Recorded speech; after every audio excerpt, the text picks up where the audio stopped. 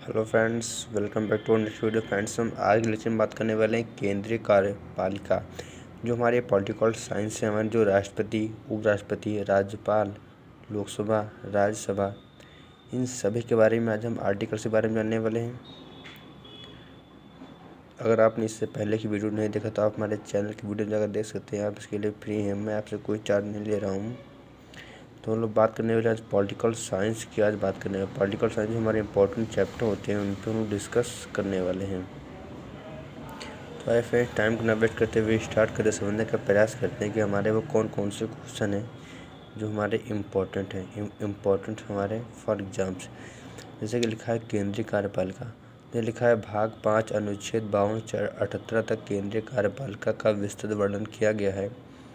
केंद्रीय कार्यपालिका के अंतर्गत राष्ट्रपति, उपराष्ट्रपति तथा प्रधानमंत्री मंत्रिमंडल को रखा गया है। भारतीय संघ की कार्यपालिका के प्रधान को राष्ट्रपति कहा जाता है। संघ की कार्यपालिका से राष्ट्रपति में नियुक्त होती है। बहुत इंपॉर्टेंट क्वेश्चन है। भारतीय संविधान के अनुच्छेद 52 के अनुसार भारत का एक राष्ट्रपति होगा, है ना। जो हमारी राष्ट्रपति की बात है वो हमारी आर्टिकल 52 में आती है। अनुच्छेद 53 के अनुसार संघ की कार्यपालिका शक्ति राष्ट्रपति में निहित होगी। आइए पढ़ते हैं। देखिए योग्यता पे कि उसकी क्या योग्यता है। अनुच्छेद 58 के अनुसार कोई व्यक्ति राष्ट्रपति होने योग्य होगा जब वह 35 वर्ष की आयु पूरी कर चुका हो, लोकसभा का सदस्य निर्वाचित किए जाने योग्य हो। चलते हैं निर्वाचन पे। अनुच्छेद 54 के अनुसार राष्ट्रपति का निर्वाचन अप्रत्यक्ष रूप से अनुपातिक प्रतिनिधित्व प्रणाली के अनुसार एकल संक्रमणीय मत प्रणाली के माध्यम से एक निर्वाचक मंडल करेगा। राष्ट्रपति के निर्वाचन से संबंधित विवादों का निपटारा उच्चतम न्यायालय द्वारा किया जाता है या सर्वोच्च न्यायालय द्वारा किया जाता है। बात करते हैं कार्यकाल की, तो कार्यकाल आर्टिकल 365 के अनुसार राष्ट्रपति अपने पद ग्रहण की तिथि से 5 वर्ष की अवधि तक पद पर बने रहते हैं। अपने पद की समाप्ति के बाद वह अपने पद पर तब तक बना रहता है जब तक वह उसका उत्तराधिकारी पद ग्रहण नहीं कर लेता। चलते हैं नेक्स्ट पेज पे। जैसे लिखा है पद ग्रहण, क्या लिखा है, पद ग्रहण करने से पूर्व राष्ट्रपति भारत के मुख्य न्यायाधीश या उनकी अनुपस्थिति में सुप्रीम कोर्ट के वरिष्ठतम न्यायाधीश के सम्मुख शपथ लेनी पड़ती है। कार्यकाल के मध्य भी राष्ट्रपति त्यागपत्र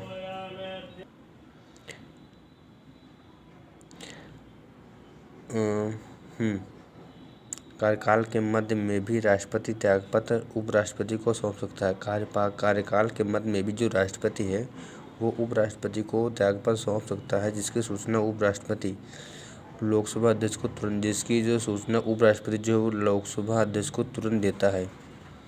मासिक वेतन कितना है हमारे राष्ट्रपति भैया का, तो मासिक वेतन 5 लाख रुपए है। उसका वेतन आयकर से मुक्त है। महाभियोग भी होती है राष्ट्रपति पे। आर्टिकल 61 ने महाभियोग चलाकर 5 वर्ष से भी अपदस्थ किया जा सकता है। महाभियोग संसद के किसी भी सदन में द्वारा लगाया जा सकता है। अब चलते हैं कुछ इसके कार्य क्या है। तो मंत्रिमंडल के निर्माण का अधिकार हमारे राष्ट्रपति के पास है।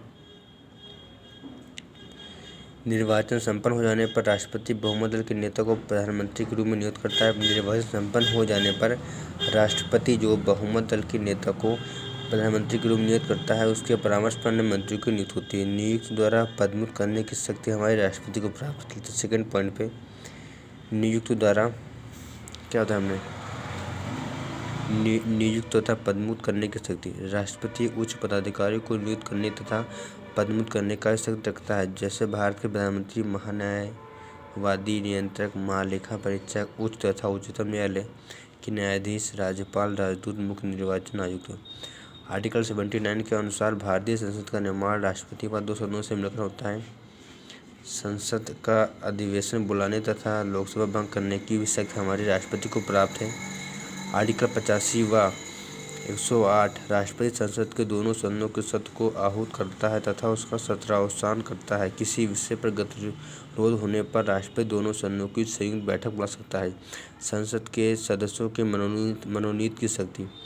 आर्टिकल 80(1) के अधीन राष्ट्रपति संसद के गठन के लिए राज्यसभा में ऐसे 12 सदस्यों को मनोनीत करता है जिनमें कला, साहित्य, विशेष ज्ञान हो।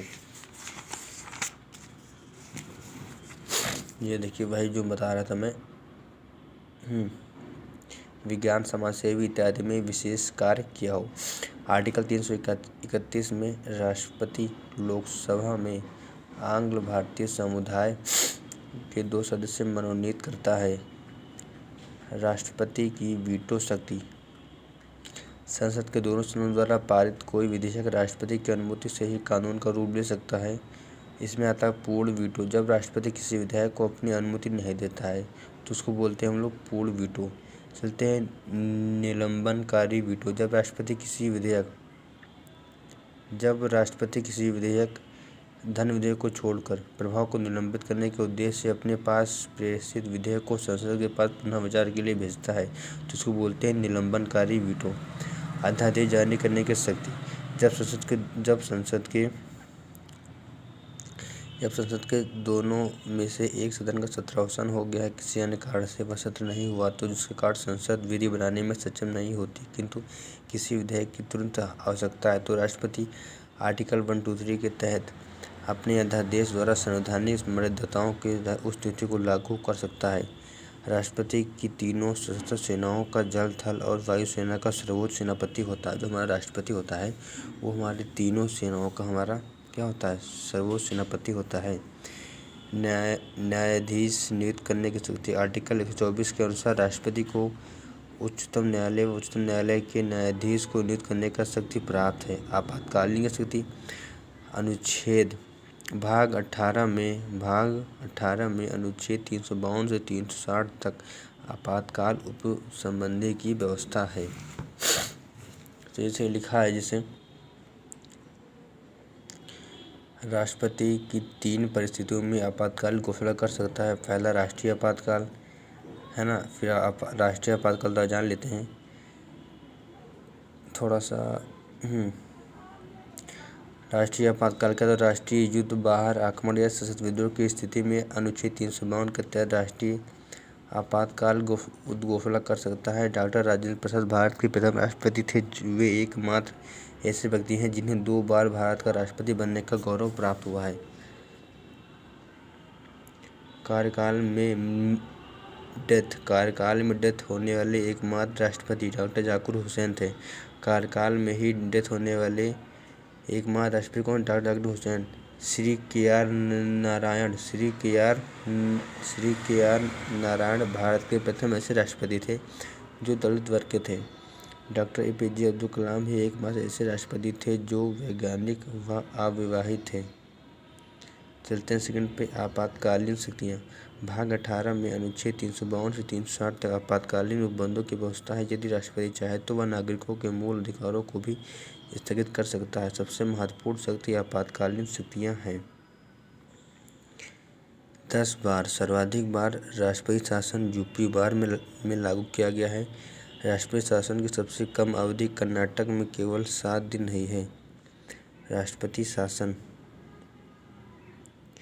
राष्ट्रपति को ऐसा समाधान हो जाए कि किसी राज्य की शासन व्यवस्था संविधान के अनुसार नहीं चलाई जा रही है तो वह अनुच्छेद 356 के तहत शासन लागू कर सकता है। राष्ट्रपति शासन लागू कर सकता है। देखिए उसके बाद हमारा है वित्तीय आपातकाल। वित्तीय आपातकाल हमारा आर्टिकल 360 के अंतर्गत होता है, आपको मालूम होगा। तो वित्तीय आपातकाल की भारत या उसके भाग में वित्तीय शक का खतरा पैदा होगा तो आर्टिकल 360 के तहत वित्तीय आपात की घोषणा कर सकता है। ये पढ़ लेते हैं उपराष्ट्रपति के बारे में। तो आर्टिकल 63 के अनुसार भारत के संविधान में एक उपराष्ट्रपति की व्यवस्था की गई है। आर्टिकल 64 के अनुसार उपराष्ट्रपति राज्यसभा का प्रतिनिधि सभापति होता है और अन्य कोई लाभप्रद पद धारण नहीं कर सकता। संविधान में उपराष्ट्रपति से संबंधित प्रावधान अमेरिका के संविधान से ग्रहण किया गया है। संविधान में उपराष्ट्रपति से संबंधित प्रावधान जो हमारे अमेरिका संविधान से ग्रहण किया गया है। यदि राष्ट्रपति पद की रिक्तता राष्ट्रपति की डेथ होने या महाभियोग योग संक्रमण पारित होने या स्वयं पद त्याग या पद हटाए जाने तो उपराष्ट्रपति आर्टिकल 65(1) के अनुसार राष्ट्रपति का पद ग्रहण कर लेता है। आर्टिकल 65(3) के अनुसार नए राष्ट्रपति के चयन तक पद बना रहता है। ऐसी स्थिति में अधिक से अधिक 6 महीने के भीतर नए चुनाव कराना आवश्यक होता है। इस दौरान उपराष्ट्रपति को वे सभी वेतन भत्ते उपलब्ध होती हैं जो हमारे राष्ट्रपति को प्राप्त होती हैं। आइए पढ़ लेते हैं योग्यता। आर्टिकल उपराष्ट्रपति की हमारी क्या योग्यता होनी चाहिए कि हम उपराष्ट्रपति बन जाएं। तो आर्टिकल 66(3) के में उपराष्ट्रपति वह अपनी आयु के 35 वर्ष पूरी कर चुका हो, राज्यसभा का सदस्य बनने की योग्यता रखता हो, संसद के किसी सदन या किसी राज्य की विधानमंडल का सदस्य न हो। उपराष्ट्रपति के निर्वाचन में राज्यसभा राज्यों की विधानमंडल भाग नहीं लेते हैं।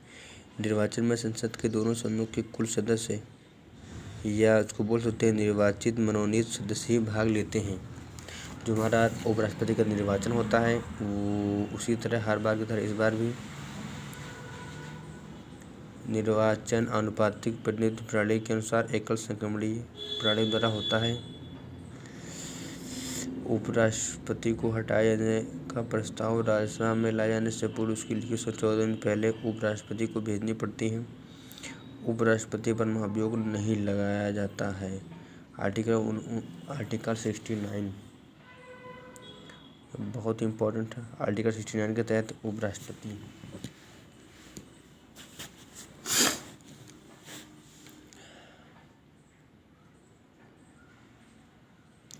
आर्टिकल 69 के तहत उपराष्ट्रपति राष्ट्रपति या उसके द्वारा नियुक्त किसी व्यक्ति को सम्मुख पद या गोपनीयता की शपथ लेता है और शपथ पत्र पर हस्ताक्षर करता है। आर्टिकल 97 के अनुसार उपराष्ट्रपति अपने पद का वेतन ग्रहण नहीं करता। देखिए आर्टिकल 97 के अनुसार उपराष्ट्रपति अपने पद का रुपया नहीं लेता है बल्कि राज्यसभा के सभापति के रूप में अपना वेतन जो है वो सैलरी पाता है। उपराष्ट्रपति का वेतन 4 लाख रुपए है। यह वेतन भारत की संचयन निधि पर आधारित होता है। आइए पढ़ लेते हैं प्रधानमंत्री या मंत्रिपरिषद। तो आर्टिकल 74 के अनुसार राष्ट्रपति को उसके कार्यों के संपादन में सहायता और परामर्श देने के लिए एक मंत्रिपरिषद होती है जिसका प्रधान प्रधानमंत्री होता है। भारतीय संविधान के अनुसार प्रधानमंत्री ही संघ की कार्यपालिका का वास्तविक प्रमुख होता है। मंत्रिपरिषद का अध्यक्ष होने के नाते प्रधानमंत्री सरकार का भी अध्यक्ष होता है। वह संसद में भी अपनी पार्टी का नेता और लोकसभा का नेता होता है। राष्ट्रपति प्रधानमंत्री की नियुक्ति जो है वो राष्ट्रपति करेगा। प्रधानमंत्री की नियुक्ति राष्ट्रपति करेगा। आर्टिकल 75(1) में है ये सब सिस्टम। प्रधानमंत्री बनने के लिए संसद की सदस्यता आवश्यक नहीं है लेकिन उस व्यक्ति को 6 माह के अंदर संसद की सदस्यता प्राप्त करनी होगी। प्रधानमंत्री के लिए आवश्यक नहीं कि वह व्यक्ति लोकसभा का ही सदस्य हो, जैसे इंदिरा गांधी एवं राजीव गांधी।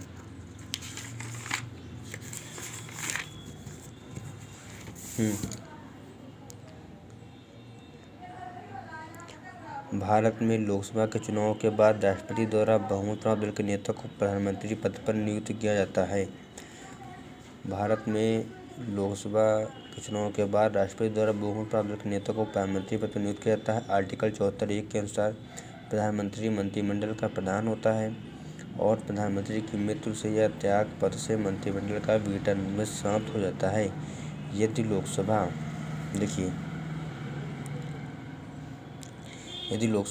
लोकसभा में किसी एक मंत्री के विरुद्ध अविश्वास का प्रस्ताव पारित होता है तो उस विभाग संबंधी विधेयक को रद्द किया जा सकता तो समस्त मंत्रिमंडल को त्याग देना होता है।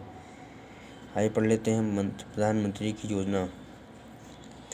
प्रधानमंत्री योजना आयोग का पदेन अध्यक्ष होता है। प्रधानमंत्री का सबसे बड़ा कार्यकाल प्रधानमंत्री जवाहरलाल नेहरू का रहा। देश की प्रथम महिला प्रधानमंत्री श्रीमती इंदिरा गांधी बनी। चरण सिंह एकमात्र ऐसे प्रधानमंत्री रहे जो कभी लोकसभा में उपस्थित नहीं हुए। भारत के प्रधानमंत्री 3 की मृत्यु कार्यकाल दौरान हुई। नेहरू, शास्त्री, इंदिरा गांधी। नेहरू व शास्त्री की मृत्यु के बाद 2 बार गुलजारी लाल नंदा ने कार्यवाहक प्रधानमंत्री के रूप में कार्य किया। चौधरी चरण सिंह अटल बिहारी वाजपेयी ऐसे प्रधानमंत्री थे जिन्हें लोकसभा में विश्वास मत प्राप्त करने के पहले ही त्यागपत्र दे दिया था। एक कार्यकाल में सबसे कम समय 13 दिन तक प्रधानमंत्री रहने वाले व्यक्ति श्री अटल बिहारी वाजपेयी थे। थोड़ा मैं तेज पढ़ा हूँ लेकिन कोई प्रॉब्लम नहीं, आज पूरा पढ़ के जाना हम लोगों को। सर्वाधिक समय तक केंद्रीय मंत्रिमंडल में शामिल रहने वाले मंत्री जगजीवन राम थे, जो लगभग 32 वर्षों तक मंत्रिमंडल में शामिल रहे। प्रधानमंत्री के अधिकार एवं कार्य। आर्टिकल 75(1) के अनुसार प्रधानमंत्री अपने मंत्रिमंडल अन्य सदस्यों को नियुक्त करने, मंत्रिमंडल से बर्खास्त करने तथा मंत्रिमंडल से उनके त्यागपत्र को स्वीकार करने की सिफारिश राष्ट्रपति से करता है। मंत्रिमंडल की बैठक की अध्यक्षता प्रधानमंत्री करता है। प्रथम उप प्रधानमंत्री होने का श्रेय सरदार वल्लभ भाई पटेल को है और नेहरू हमारे मंत्रिमंडल में गृह मंत्री थे। चलते हैं मंत्रिपरिषद की ओर। मंत्रिपरिषद क्या होता है? आर्टिकल 75(3) आर्टिकल 75(3) के तहत सामूहिक रूप से लोकसभा के प्रति उत्तरदायी होता है। राष्ट्रपति को उसके कार्य के संपादन हेतु सहायता एवं परामर्श देने के लिए एक मंत्रिपरिषद होगी, जिसका प्रधान प्रधानमंत्री होता है। मंत्रिमंडल का निर्माण प्रधानमंत्री, कैबिनेट मंत्री व मिलकर मंत्रिमंडल का निर्माण प्रधानमंत्री व कैबिनेट मंत्री मिलकर कराया जाता है। मंत्रियों को 3 श्रेणी में विभक्त किया जाता है: कैबिनेट मंत्री, राज्य मंत्री, उप प्रधानमंत्री। तो कैबिनेट मंत्री में मूल संविधान में कैबिनेट शब्द का उल्लेख नहीं है किया गया, किंतु 44वें संविधान संशोधन अधिनियम द्वारा आर्टिकल 352 में इस शब्द को स्थान दिया गया है। उप मुख्यमंत्री बात कर लेते हैं। तो उप मुख्यमंत्री की नियुक्ति तो कैबिनेट मंत्री या राज्य मंत्री की सहायता के लिए की जाती है। उप मुख्यमंत्री की नियुक्ति कैबिनेट मंत्री या राज्य मंत्री की सहायता के लिए की जाती है। ये सभी कैबिनेट के सदस्य नहीं होते हैं।